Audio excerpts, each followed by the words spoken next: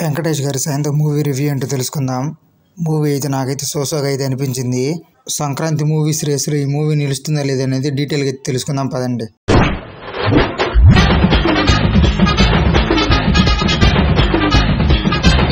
ఇక మూవీ విషయానికి వస్తే మూవీ అయితే ఒక పక్క నచ్చిందని చెప్పలేము, ఒక పక్క నచ్చలేదని చెప్పలేము. ఎందుకంటే మూవీలో నెగిటివ్స్ ఉన్నాయి, పాజిటివ్స్ ఉన్నాయి. అవేంటో డీటెయిల్గా అయితే తెలుసుకుందాం.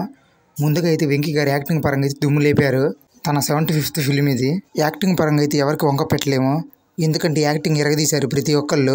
ప్రతి ఒక్క రోల్లో అయితే ఎవరి రోల్ వాళ్ళు అయితే న్యాయం అయితే చేశారు. ఇక ఈ మూవీలో ఉన్న నెగిటివ్స్ విషయానికి వస్తే ఈ పాటలో అయితే అంతేం చూపించలేదు. పార్ట్ 2లోనే మనం వెంకటేష్ గారిని అయితే పూర్తిగా అయితే చూస్తాము. ఇందులో తన ఫ్యామిలీని కాపాడుకునే వ్యక్తిగా అయితేనే కానొస్తారు.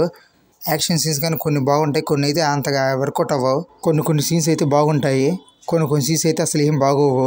అక్కడక్కడ కొంచెం ల్యాగ్ అయితే అనిపిస్తుంది. మధ్యలో కామెడీ సీన్స్ కానీ ఉంటాయి, అవైతే బాగా వర్కౌట్ అయ్యాయి మూవీకి అయితే. మూవీ అయితే చాలా అంటే చాలా బాగుంది. కాకపోతే కొన్ని నెగిటివ్స్ అయితే ఉన్నాయి. ఈ విధంగా అవి మినహాయింపి మూవీ అయితే బాగుంటుంది. వెంకటేష్ గారి యాక్టింగ్ అయితే చింపి పాడేశాడు. అసలు ఆ చిన్న పాప క్యారెక్టర్ కూడా తనైతే చాలా అంటే చాలా బాగా చేసింది. వెంకటేష్ గారిని ఈ యాక్షన్ సీన్స్లో చూడటం అయితే ఇదే ఫస్ట్ టైము.